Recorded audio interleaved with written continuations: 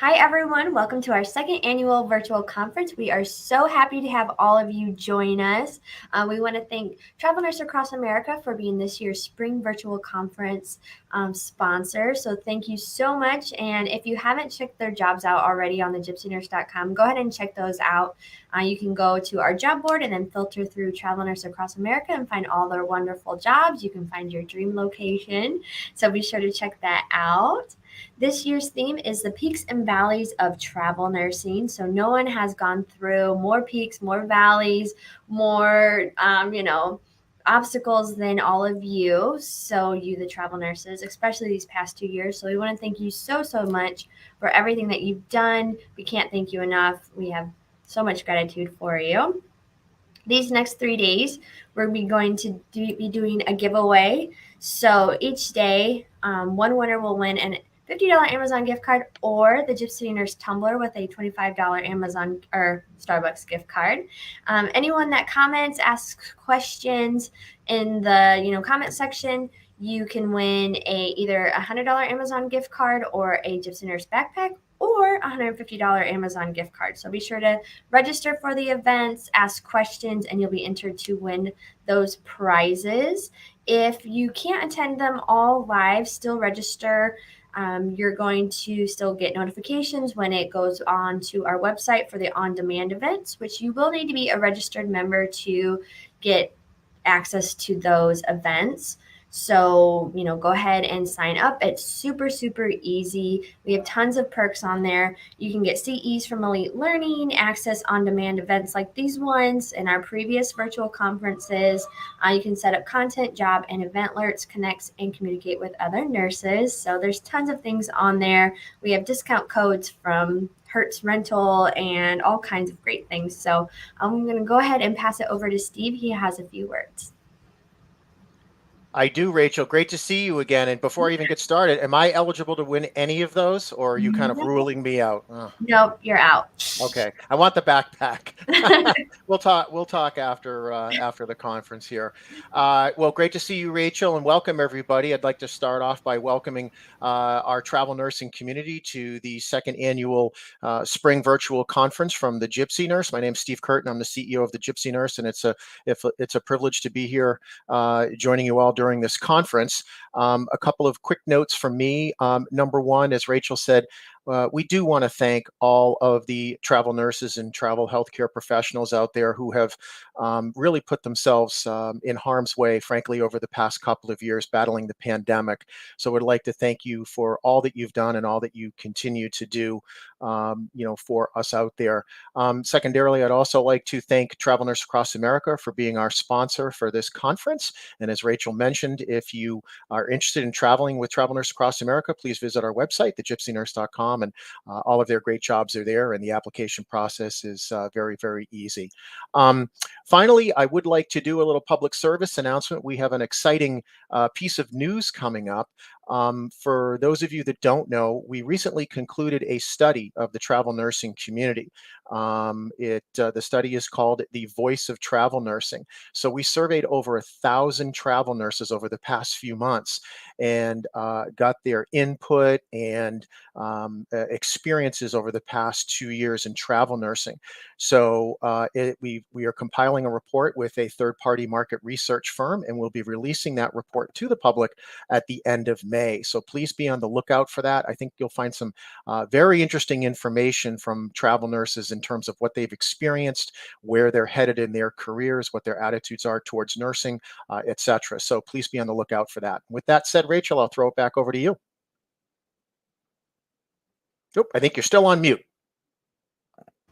Thank you, Steve. And I do see some people in the comments, and they were actually winners yesterday from our for our giveaway. So Sandra and Gina, both of you won. And then we had one other person we just emailed you, but be on the lookout for our email from the marketing at thegypsynurse.com. Excellent. Congratulations, guys. You guys were pretty much in all of the sessions yesterday, so thank you all. And thank you everyone that's already commenting. You're going to be entered in that giveaway. But let's go ahead and get started. So join us for TNAA's prestigious panel of experts as they address pressing questions and concerns related to the travel nurse industry. Please welcome Jill, Chelsie. We got two more, Brandy and Brittany. Hi, ladies. I don't think we've used the word prestigious in any previous session, so you guys should feel pretty good about that, you know? Yes, you should. Are we worthy of that? Absolutely. Absolutely. All the superlatives we can come up with, you guys are worthy of. That's for sure. Thank you. All right. We will let you take it away. Thank you guys so much for doing this. Awesome. Thank you, for having us. Steve. Excited to get going. There's so much to talk about in travel nursing, so we're going to dive into some of that. But first, we wanted to do some intros, say hello to everybody. So I'll introduce myself first. My name is Jill. I'm the VP of Clinical Services at TNAA. I have been a registered nurse for 24 years. I worked locally in Denver, Colorado forever, and I've been on the staffing side for the last 14 years. So happy to be here. Excited to introduce these ladies that are with me today. They have been nurses pre-pandemic through pandemic and have so much travel experience that I'm excited to hear from them. So Chelsie, you're first on my right. I'm going to do the Brady Bunch circle here. So I'll let you do your intro and then we'll go down to the other ladies. Great. Good morning, everyone. My name is Chelsie. I have been a nurse for 10 years this May. I graduated from Henderson State University in Arkansas. Go Reddies. I haven't said that. The official introduction for me is my signature. So comment your school, your mascot, and let's pick whoever has the best mascot. It's probably going to be me, but comment below. I traveled with TNAA for 6 years. I completed a little over 20 assignments. It has been a great adventure for me. Last year in July, I decided to work internally. I did not want to leave my agency. I did not want to let them go. So I have been working internally as the clinical liaison with TNAA. Thank you, Chelsie. Love your travel nurse experience and everything you bring to us. It's amazing. Brittany. Hi, everybody. So I'm a director of nursing with TNAA. I've been a nurse for a little over 10 years now. My primary specialty is pediatric intensive care, but I've done a little bit of all the pediatric specialties, PICU, NICU, pediatric CV, ICU, and Gen Peds. I did travel with TNAA for 4 years all over the country, which was fantastic. I went to the University of Miami, go Hurricanes. So I joined the clinical team internally about a year ago and have been loving, supporting our travelers in this way. And like Chelsie, I just couldn't part with TNAA because I love them so much. In fact, my husband is also internal with TNAA as well. So we're just a travel TNAA family. Excellent. Thank you, Brittany. Brandy. Good morning, everyone. I'm Brandy Pinkerton, and I am a nurse mentor over at Travel Nurse 101. This awesome group of ladies invited me to join them today, and I've worked alongside Brittany before in some of our adventures in the children's hospital world. I've done NICU, PICU, float pool, travel nursing. I did travel with TNAA for about 5 years, and then also flight nursing, as well as now my new role as a travel nurse mentor. I have traveled all over the United States. I've had some of the greatest experiences ever, and I currently live in Montana, the most pretty place ever, where you can have so many great adventures. So if anyone's interested in coming to Montana, let me know. I travel with my 2 puppies, Cooper and Isabella, so you can follow along our adventures at travelnurse101.com and see where all they've been. And I think that's it. That's awesome. Well, we appreciate you, Brandy, for coming in with us from Travel Nurse 101. You've got some exciting input in some of your experiences with mentoring people who are first getting into travel, which I think is so exciting. So we've got a nice group here they've done so much in the world of travel, and they've lived through I just call it a roller coaster ride. It's up, down, it's up, down. And so we want to really touch base on some of this with you today. Chelsie, you're getting it started. We've got a Go Reddies HSU. We've got Northeastern University Huskies. We've got New Mexico State University Go Aggies. I don't know what Aggie is. Sometimes when I look at all of these mascots, I'm like, wait, and with all of basketball, I'm like, I don't know what Tar Heel is either. Anyways, I'm learning all of the college basketball mascots. It's super fun. And there's Miss Rachel, Indiana University. There's no mascot. What is even going on? Why isn't there a mascot? So let's bounce back to travel nursing. And some of the things we want to touch on today are going to be more clinical based when it comes to travel nursing and what's going on the units, because it's really backwards and upside down in the last 27 months. A lot of things have really changed with COVID. And so we're hearing, about nursing shortages being more extreme, nurses who are working on the units with much higher ratios than you've ever been used to seeing, nurses who are floating more than they've ever floated before.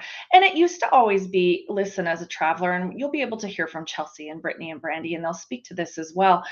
You might have floated 3 times in your 13-week assignment. And, we're speaking with travelers today who are floating all the time. We spoke with a traveler the other day who hadn't even been to her home unit in 6 weeks on her assignment. So it's really tough. It's making it even more difficult to jump into these travel assignments and be really successful. So we want to speak to some of the things that can be really stressful when you walk onto a unit and you see that, you're short-staffed for the day, and the resources. Where's the resources? Where are your CNAs? Where is the unit secretary for the day? Do you even have a transporter to help you with your patients who might have to run off the unit for a specialty exam? You don't know what you're going to face day to day, and that becomes really, really challenging. So we want to kind of walk through the navigation of travel nursing as it is right now. It's changing. It's changed in the last just few months, as all of you know. But I think one of the things we wanted to touch on with all of these experts on this panel is to really talk about how you can maintain a safe assignment when you're a traveler. That's been really difficult. And we've had to walk through a lot of situations with travelers, but you also have Brittany, who has a personal example about what has happened. You have Brandy, who has a personal example recently, and Chelsie has examples as well. But I really want to focus on you first, Brandy, and kind of turn it over to you, because I know you shared some of the challenges that you just had recently on a travel assignment. So walk us through, what you did to manage that, how you remained professional through all of it, and how your outcome turned out to be a good one. And we want to really share that with all the travelers. And of course, for everyone who's over here commenting, ask us your questions, because we learn from you as well when you're out working at multiple hospitals throughout the country too. So we can't wait to hear from you too. So Brandy, I'll turn it over to you. Thank you, Jill. So I have so many examples, but there's one particularly that kind of sticks out that happens recently. And you guys, if you've been in this industry for a while or been a nurse, you know that feeling when you come in the morning, you're all happy, you go into your break room or wherever it is that you have your morning or afternoon, evening huddle, and you see your name on the board and it says you're going to be floated to a different unit. For me that day, we used a sheet of paper and it said that I was going to be floated to our neighboring unit. So I had a positive attitude. I was like, you know what? It's going to be okay. I'm drinking my coffee. All is good. I can do this. So say goodbye to my friends. And I'm like, I'll miss you guys, over in the NICU. And so run over to the next unit a few minutes late, of course, because I didn't know where I was going that morning, and went over there. And the nurse that I was getting report from, I could already initially tell, she was so distraught. She had been crying. She was super upset. And she also was floated as well overnight and had that assignment. And I could just see the look in her eyes. And I'm like, just take a deep breath. Try to let's hear her out. Let's hear the situation out. Try to be flexible. You can do this, without trying to get a preconceived idea of what her night had been like. Although it was all over her face. I had no doubt. So she started giving me report and was like, I can't believe they're giving you this assignment. I, told the charge nurse this was not an appropriate assignment for a NICU nurse, on and on and on. And I'm like, okay, well, let's talk about the patient. So she's giving me a report, and I'm just like, all of the feelings are taking over my judgment. You know what I mean? I'm just like, I'm angry, I'm scared, I'm sad, I want to cry, all of the things. And I'm like, please just stay calm. Let's hear her out. Let's hear what's going on. And then I can kind of decide what is the best thing to do with this situation. So she gives me a report. It is a very inappropriate assignment for a NICU nurse, in my opinion. I'm like, oh my goodness, like, I can't even believe this. And overnight, they had the assignment paired. And for her, they broke up the assignment, and the patient was a one-on-one. So I come in the next morning, not only did they continue to give the inappropriate assignment, they paired it again with another patient. So I was like, oh my goodness, and to have another patient. And I was just completely overwhelmed. And I tried really hard to not let my feelings just, overrun the situation, which is so hard because you want to just like, stop, I'm going to the charge nurse right now. Like, this is not okay. So got report. I'm like, okay, what do I do? How do I handle this? Think rationally. The night charge nurse came by, and she's like, I'm so sorry. I was in this room all night. I didn't leave the room and helped her. And I'm like, okay, this is my opportunity to speak up nicely. I wanted to just be like, just yell and scream and just, or cry too. And so, I asked her, I was like, if this assignment is inappropriate, then why did you give me this assignment again today? Why does a NICU nurse have this assignment? She's like, well, there was no other appropriate assignment to give you. I'm like, okay, well, that doesn't make this okay. Just because you don't have an appropriate assignment, like, I'm really sorry, but that doesn't make what you're doing okay. And she just like turned around literally and walked off, didn't say another word to me. So I'm like, okay. So I kind of at that point knew I was going to have to initiate my chain of command. And it's so important your first week when you're on orientation, they don't always offer up this information.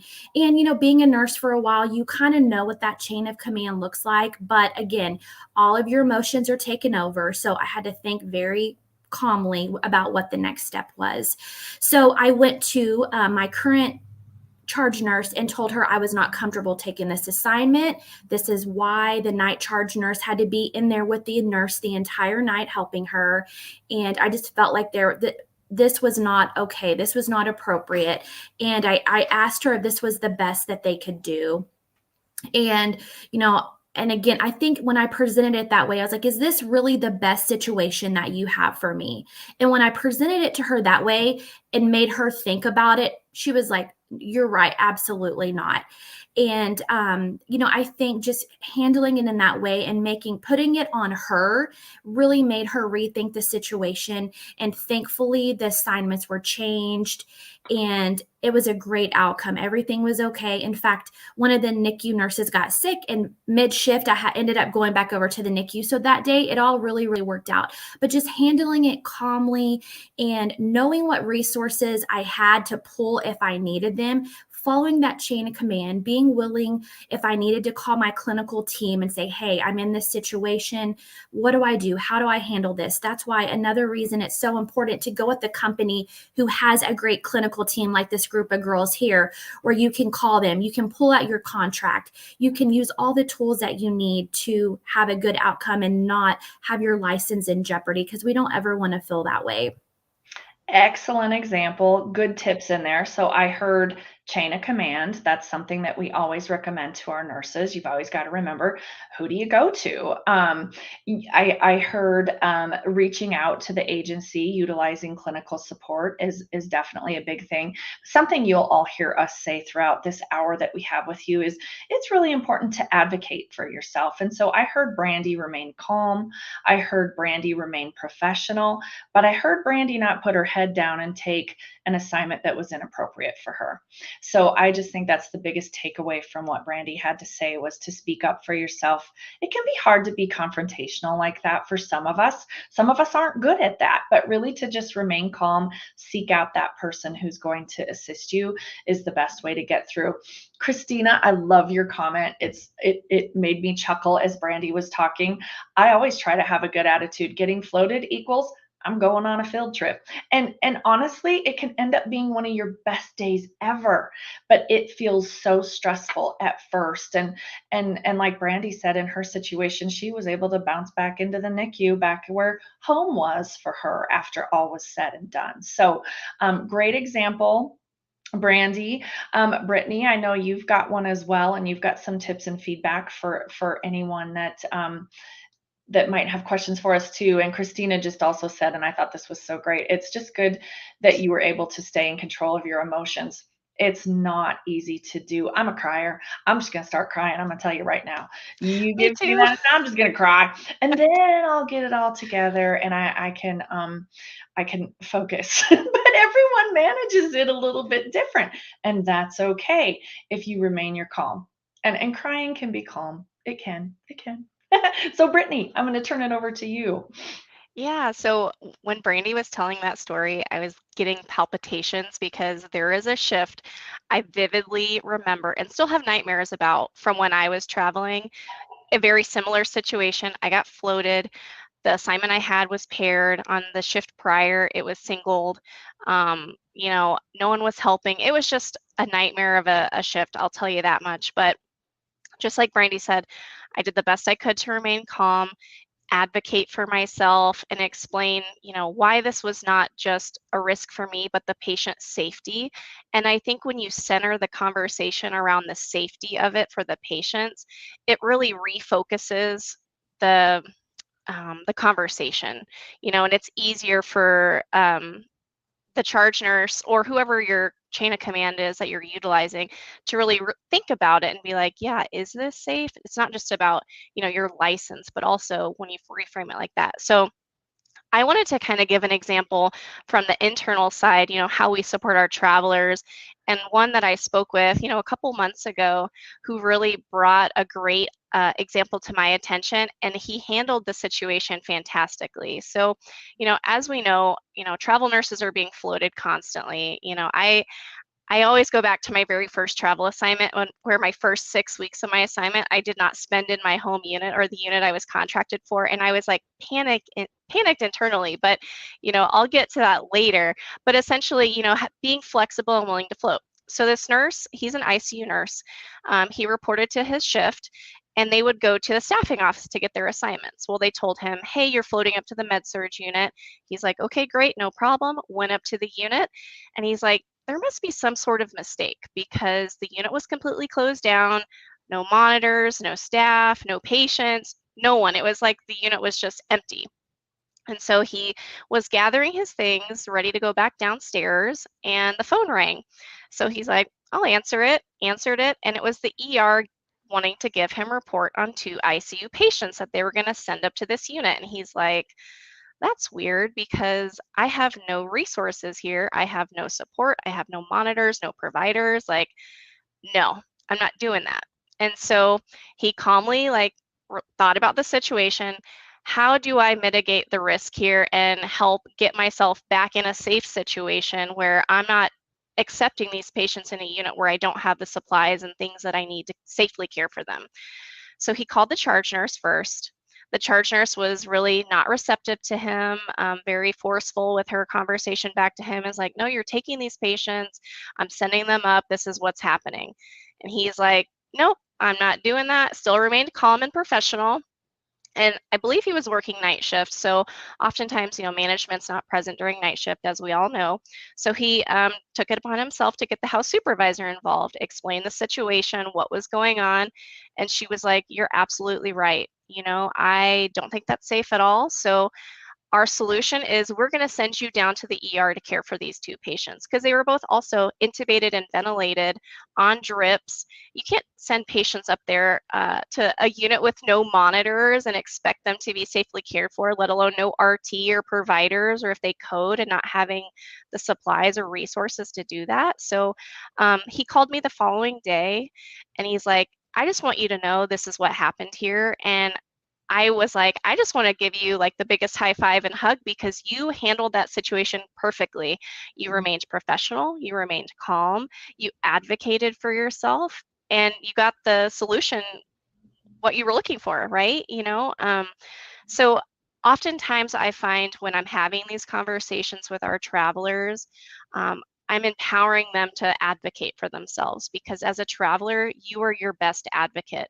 You know, if you let people walk all over you in these facilities, they're going to continue to do so. And I can say from my own experience traveling, before I left to travel, the hospital I worked at, like, I have nothing but positive things to say about them. I never felt threatened or that I had to really speak up that much, you know, because of unsafe assignments or that people weren't listening to me.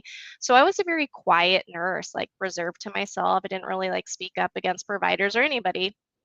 But when I started traveling, I quickly realized that I was going to get walked all over if I didn't professionally speak up for myself. And so, you know, I really relate to those nurses that call and they're like, I don't even know how to begin this conversation. Who do I even talk to? So, you know, it makes me think, okay, so first your charge nurse, that would be my go-to. You know, first talk to your charge nurse and explain why you're feeling this way. Why is it unsafe? You know, give them the why. Don't just say it's unsafe. You know, you have to provide examples to this. If they're not receptive to you, go up to the next level. So if it's night shift, maybe that's the house supervisor. If it's day shift, perhaps the manager is there, and then you can go talk to them about it. The unit director. And if the house supervisor isn't, you know, helping you out, which, you know, I kind of feel like that might be the last little spot you can go to, but then there's also an administrator on call, depending on the situation. You know, you got to get resourceful and, again, remain calm, take a deep breath. I used to panic when I got floated at first, thinking, oh my gosh, like my very first assignment, I didn't know where the unit was that they were even sending me, because I had 2 days of orientation in my home unit. And then my very next shift, they're like, oh, you're going to the NICU. And I was like, where even is that? Because the hospital was so big. So I went down to security, asked them directions to the unit, got there a couple of minutes late, was a little bit nervous about the whole situation. But I had floated many times, you know, as a staff nurse. But when you're a traveler, it's just so different because you're out of your element, right? So I got there, it was fine. And I ended up floating to either that unit or the Gen Peds unit for like 6 weeks straight. Never saw the PICU. It was fine, because I learned to embrace it and use it as an opportunity to, number one, grow my nursing skills, grow myself professionally, learn a lot, meet a lot of wonderful people. So I think I kind of reframed my mindset to think, okay, you know, the whole travel assignment is really kind of a float when you really think about it, right? You're not familiar with the people, the policies, where stuff is kept. And when we float as nurses, that's how we feel anyway. We're just like out of our element, right? So it freaks a lot of us out. But when you learn to like flip the script on it and kind of like learn to like it, which takes some time, I won't lie, I think it really helps. But that was the example I wanted to give. So super good one. I heard a lot of great tips in there too. And you know, when you talk about the peaks and valleys of travel nursing, you know, like we said early on, sometimes you take an assignment and you really don't float. Maybe not at all. And then other times it's a float assignment. You were called in to be a float nurse. And so those are just the things that you have to ride with the changes in the industry. I think it would be important to kind of touch base quick, especially for a new traveler. When you're walking, it's just another peak and valley of travel nursing.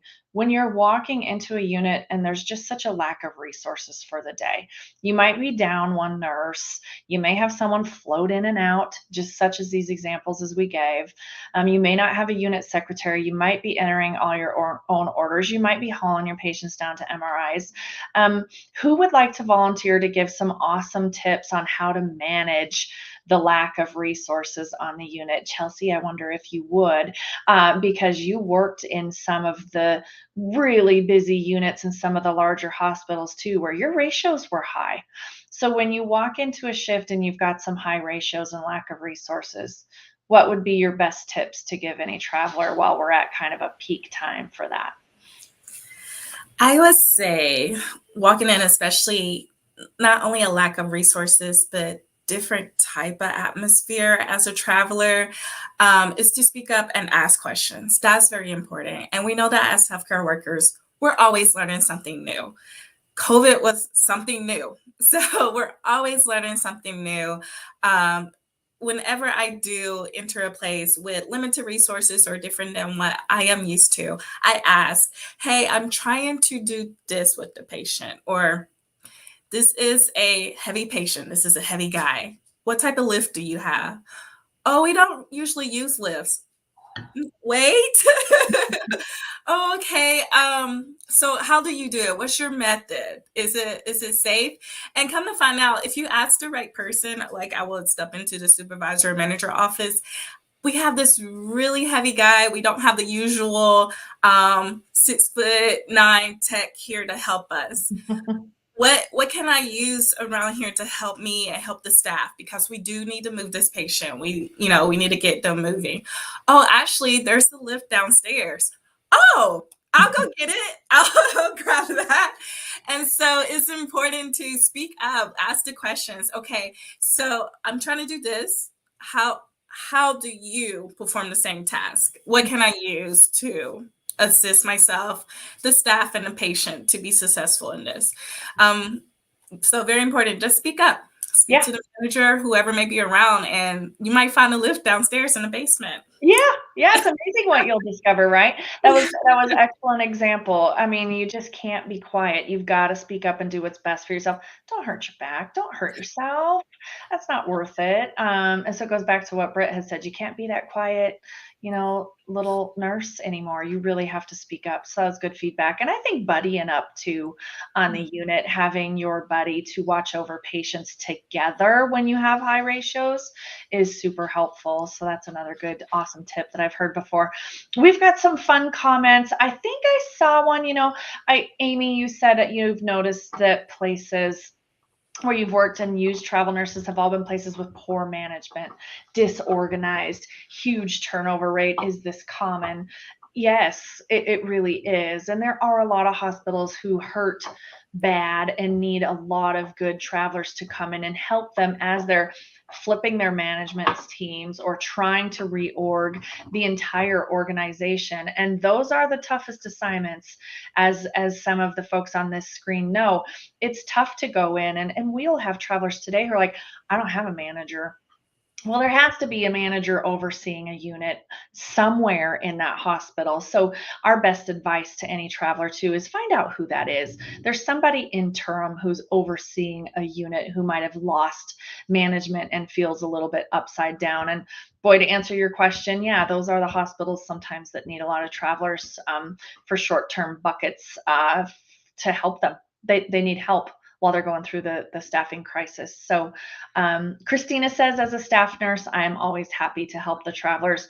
We love that, Christina. That's so wonderful because, these travelers leave their families. They travel across the country. What they do is hard and what they do is difficult. And to walk into a hospital where you don't know anybody and you feel like everyone's against you before you even get to the unit is really scary. So we've got so many facilities across the country that are so traveler friendly and they're so welcoming to the traveler. So we appreciate that comment for sure. Joanne, you said floating is always scary when you don't know the hospital yet. Of course it is. I mean, your heart just races and you wonder how in the world you can even think straight until you get there and get to know your patients, and then you're back in your groove. It's great. Jamie says, love all these tips. Helps to think about the strong backbone I will need to grow. Hey, it's okay. And it's okay to just get out there and learn. Christina's learned so many tricks from travelers. It's great. So thanks for all the fantastic tips and comments over there in the section. We would love to have your questions too. If there's anything that we can help answer, that'd be awesome. I want to flip gears a little bit. Brittany was able to talk to, we talk to hundreds of nurses every week between this group on the screen. I think it's safe to say that, and the large clinical team. But what we want to do is kind of talk about what a traveler pair gave us for examples. Hi, Rainier and Amy, if you're out there. I know that you were just recently at Disney World. We're a little jealous of your travel adventures outside of travel nursing, but that's the beauty of it all. But Brittany, they had some awesome things and awesome tips for us on kind of how to stay recharged. How do they stay fresh? How do they not get down? How do they kind of veer themselves off from the exhaustion and just the multitude of horrible side effects from being in today's nursing environment. So I'll turn it over to you, Brittany, to kind of talk about some of the things that they do to keep themselves going, because I thought they had some excellent tips for us. Yeah, definitely. I mean, I think in healthcare in general, it's always been super important because we provide a lot of ourselves to care for others, that it's important that we refill our buckets in order to be the best healthcare providers that we can, right? So, like Jill said, we talk to hundreds of nurses a week. Between our department, but I reached out to two of our ambassadors and asked them to provide me some examples of what they do to keep going, because over the last couple of years, we all know how stressful that healthcare has become, especially bedside nursing, and what their tips and tricks were. And so they shared with me that having a buddy to vent is super important. And I think that our clinical team is also very unique in the fact that most of our department has traveled. We are nurses, we get it.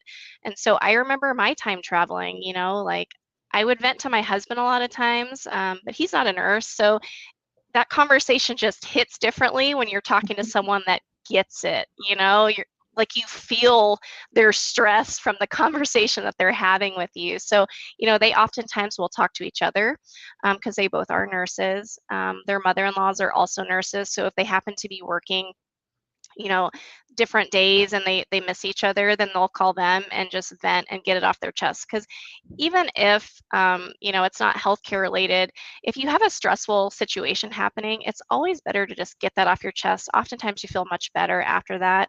So that's a great tip that they shared. And I remember doing that too with my mother-in-law. She's a pediatric nurse as well. So sometimes when I was away and I was just so upset about something that happened at work, and Nick's like, I don't know how to help you with this. I'm like, I don't need you to help me. I just want you to listen.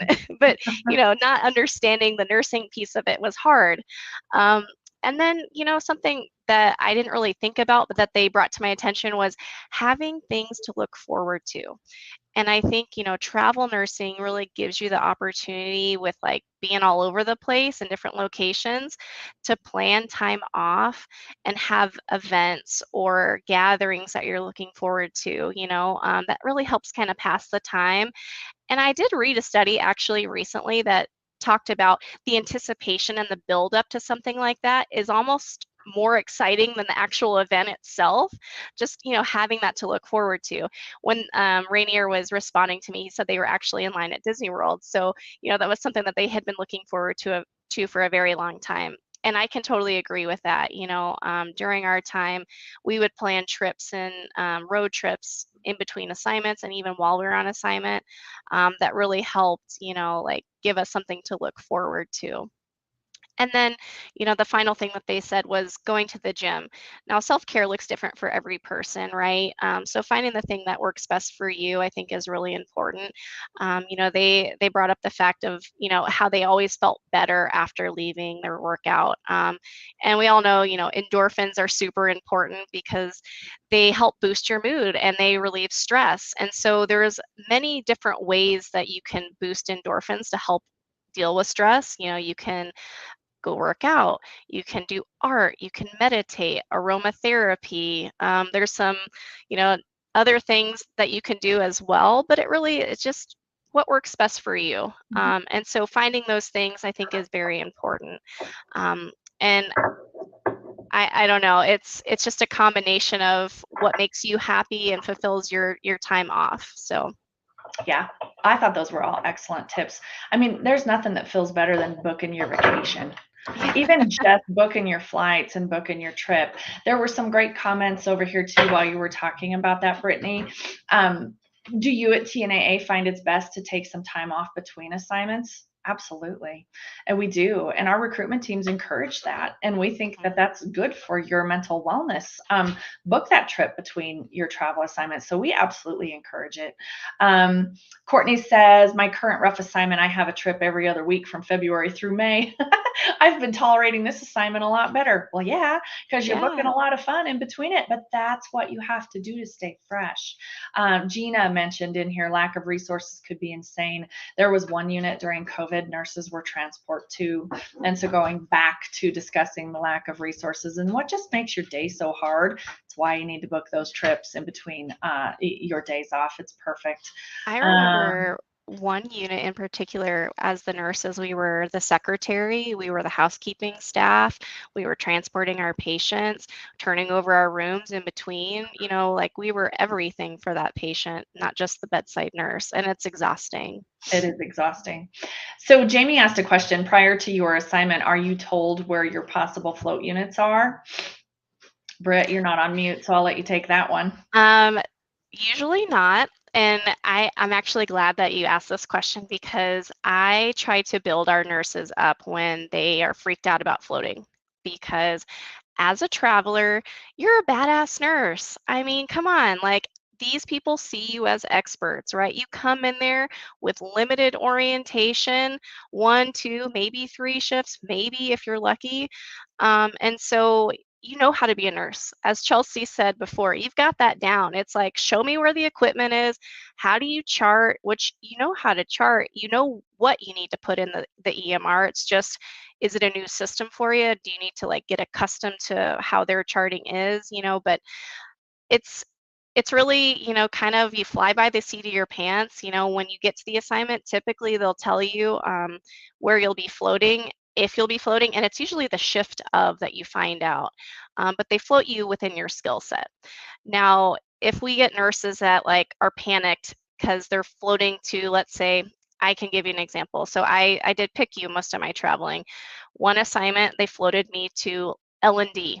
And I was like, whoa, whoa, whoa, whoa, time out. I'm not doing that. I've never worked at a hospital where babies are even born. I don't know the first thing other than my own L&D experience having my child. So not doing it, can't make me, that's how I felt. But I tell our travelers, I'm like, okay, so I was really naive and, young and new at traveling, that I should have taken a breath, as I tell our nurses now, and been like, okay, what is it that they're asking of me when they're sending me to this unit? Are they trying to give me a laboring patient? And I found out that was not the case. So I panicked for no reason. I gave myself, a couple gray hairs doing that. And then I realized that they're like, hey, Britt, we just want you to go over here and help task. We want you to help take vitals, set up the warmers for the babies that are about to be born, stuff like that. And I was like, oh yeah, I got that. And guess what? I'm making traveler pay to do that. Easy peasy, not a problem. So to answer your question, no, you don't always know where you're going to float, but I think having that flexibility is key. And you know what? Figure out what they're asking of you. If it is a unit that you're just like, whoa, I don't feel comfortable with that, because it may just be as simple as they need extra hands, and it's not that they're giving you a patient assignment. Great feedback. And I know we're going to get to more of kind of some of this, but you do float a lot as helping hands, and those can be some of the easiest shifts you've maybe ever done. And some of the things I like to say to nurses is, don't forget, you were an RN before you figured out what specialty you wanted to get the training in. So you've always got that base skill set to start IVs, take vital signs, stock shelves, do whatever it is you need to do. I think it's a great way to kind of have a break from a patient assignment. And I actually enjoyed a little bit of that mind break when I was able to float and do that. So Sandra says, great advice and tips, Brittany. Woohoo! TMPRN says, that's awesome. I do have a question here. I was told by TNAA that I would not likely find an outpatient travel assignment. Is that true across the board? I think that's a great question. And to answer it really quickly, a lot of nurses left the acute care setting and left the bedside, and they went into some of these outpatient positions as full-time staff. So they are hard to come by, Larissa. They are out there, but it's kind of like trying to find a diamond in a haystack. They're pretty tough to find right now. That may change in time as more of these hospital systems are trying to drive a lot of their services outpatient. That's a great question. Something I want to touch base on, and we'll get to Chelsie here, because Chelsea's got some amazing tips for, maybe, how do I want to say this the right way? We all become nurses for a certain reason. We all have our reason. And we get tired, and we get to these points at times in our careers where we're just like, I don't know if I can do this anymore. And so Chelsea's got some great tips on kind of how do you get back to that feeling of, I want to do this. I want to be that proud nurse. I still want to help people after you've gone through kind of what you've gone through with this roller coaster ride in the past 27 months. So, Chelsie, I would love to turn it over to you and just hear some of your energy and some of your tips on what can you say to the nurse who might just not think she really wants to do this anymore? Have that thought and think on it. Definitely think about it. But no, always go back to what started at the beginning before nursing school. I knew at 15, this is what started. At the age of 15, my mom's mom, my grandma, she said, "You're going to be a nurse when you grow up." And I accepted it. I just accepted that. It was okay, I'll be a nurse when I grow up. I started school, and the first time ever in my school career, I got a D. I got an F. I didn't pass the class, and I was like, wait, no, not anymore. Not anymore. Not for me. Thought about it. The thought went out of my head. I just set this goal that I wanted to reach. I enjoy being around people, caring for people, helping them in all types of ways. I enjoy science. I enjoy psychiatric, and I just wanted to be a part of something, have a career plan. I'm very goal-oriented. I was raised by a human resource manager, my mom, and we set plans. We make plans. We set goals. And so this is what I did throughout my career as a traveler. It's an amazing career to be a part of for anyone, whether you're a nurse or a tech or radiology. It's an amazing thing to be a part of because you have so many opportunities out there to see how things around the nation, how healthcare is around the nation. The name of this conference is the Peak and Valleys. So we've talked about some of the valleys that we do experience as travelers. And Britt mentioned the floating. We've all mentioned floating. You are going to float. It may seem like a valley. Let me tell you some of the peaks of floating. You learn how to do so much. Whenever you get used to something, you get comfortable. It's nice and cozy in there. It's warm. I don't want to leave out. I enjoy working this PCU. I don't ever want to leave this one. And then all of a sudden it's like, oh, we need you to go here. No, this is my home. This is my little cave. And I end up floating to places and I build new skill sets. And it's like, you thought I was a superhero before. Now I have laser vision. At first I could just fly, but now I got laser vision. Now I know how to take care of orthopedic patients and tractions and neuro patients. Oh, guess what? Now I have invisibility. I can take care of cardiac patients. And those are the peaks of it because you receive these opportunities that you do not always get just as a staff nurse because they want to keep you there. You're very good at that. You're an expert on your unit. But as a traveler, not only are you good on your unit, let's see where else we could put this nurse. Let's see what else she has. I'm like, oh, I got it. I'll learn. Of course, always speak up if you feel uncomfortable. Let them know right away. Hey, if someone trained me in this, maybe I will feel better. But right now, I can't do this on my own. So, hey, I would love to do this next week if you teach me this week how to do it. So expect that as a traveler and look forward to that. Look forward to learning more. One other valley. As a nurse, you're going to take on different roles.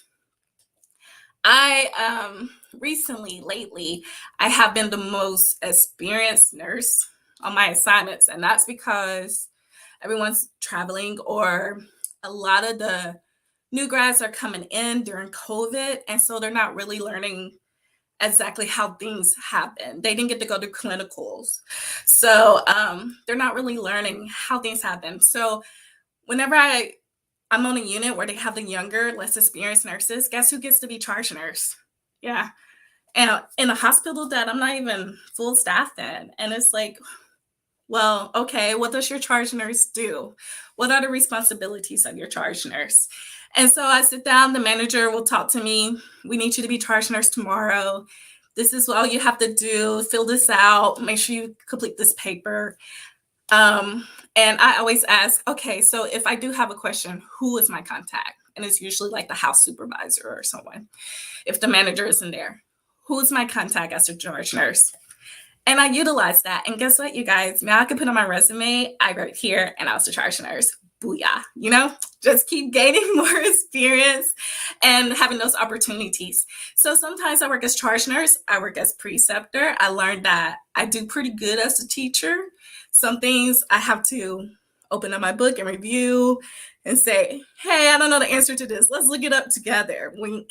And I've learned that I do well as a teacher, as a preceptor. Sometimes I take the role as housekeeper, transporter, and all of this is important in the care of the patient. What do they teach us in nursing school? Holistic care. Okay, so we're not just taking care of the body, we're taking care of the mind. We're taking care of hygiene. We're taking care of your needs, basic needs, food, water.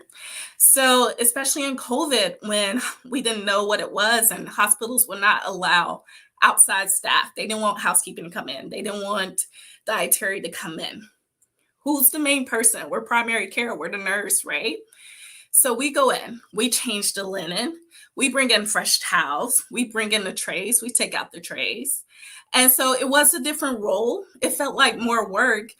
But the important thing is the mindset. And we learn a lot about self-care here lately. And everyone says mindset. For me, the glass is half full. That's how I see it. Glass is half full. So mindset, this is a lot of work. Guess what? My first 4 hours of the shift already done. I've been running. I've been charting. I done made it through the first 4 hours. I got the rest of the day to go. I'm off for the weekend. I'm new to Maryland. I'm going to drive to New Jersey this weekend. And so those are things that I look forward to, just to have something. Whenever I first started traveling, I started off close to home in Texas, just to feel safe spot. And then I started setting those goals. 1 year, I decided I'm going to go to 4 different states that I've never been in a year. Almost did it. I met a guy, got stuck. But besides the point, I set goals. I had things to look forward to. I was so excited to just dive right into this experience. And that's the mindset you should have. I know during COVID, a lot of travelers are looking at this pay rate. And that's one of the peaks. You get paid a lot. Let me tell you about the valley. The rate goes down, okay? The rate goes down. Let's be a little realistic. Rates have been higher than usual for travelers because of the type of conditions that nurses are in, that healthcare is in. We went through a pandemic. We went through people getting sick and passing away. We went through staff being off work because they had a cough, and we don't need to spread that cough anywhere else. Pay rates went up because of that, right? You're in a contract. Things are starting to get a little better for us in the US. More vaccinated people. We know more how to treat it. And so we don't need you to do as much as you did before. The rates are going to go back to close to what they were before eventually. Okay, so that's one of the things you should expect as a traveler. You may find a job where it's like, yes, I'm bringing in $4,000 a week. Before COVID, I was bringing in $2,000 a week, and I was really happy about that. I don't know how much staff nurses make anymore, but I was happy about that. So be sure to be realistic about things as being a traveler. So realistically, you're going to have some tough days. Every day isn't going to be perfect. It's going to be a valley. You're going to have some tough days. That's the realistic thought. But keep in mind what you're there for, why you started this adventure, why you're staying here. I've been on contracts that I'm like, just 13 weeks, 3 days a week. I'm not signing up for overtime here. Don't ask. But I could do 3 days a week. I could do 3 days a week for 13 weeks, knock it out. I'm going to find somewhere else to go after this. And that's one of the exciting things also. One of the exciting things also is like, okay, I just got to get through it. Let me help them out. I experienced cultural shock. I'm from Arkansas. I worked a lot in Texas. You guys, I thought I was a Southern girl, but have y'all ever been to Georgia? Have you ever been to Georgia? It's a culture shock for me. I was just surprised by how some things were done, how some people spoke to you, and I did not feel comfortable there. And the staff was friendly, but I kind of stayed in. I didn't really want to go anywhere, and I got it done. I'm not a Georgia girl, obviously, and that's okay. But after that, I went to Missouri, and I absolutely love Missouri. Incredible.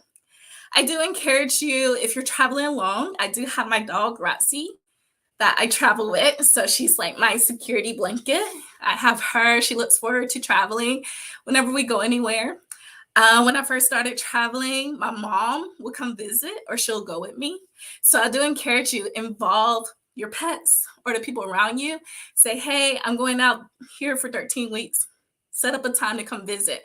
That way you do have a piece of home to bring back, that piece of coziness, that little warmth you like. Brittany traveled with her family. Like, that's incredible, Britt. You did that.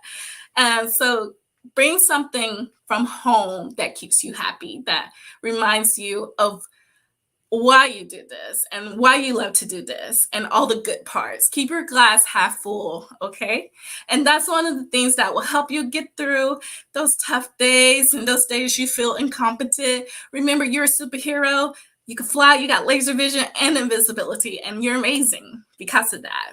So those are my tips. I love it. I love it. And so does everyone in the comments. It's so Christina's like, I love that. New superheroes, capabilities. I got it. We got it.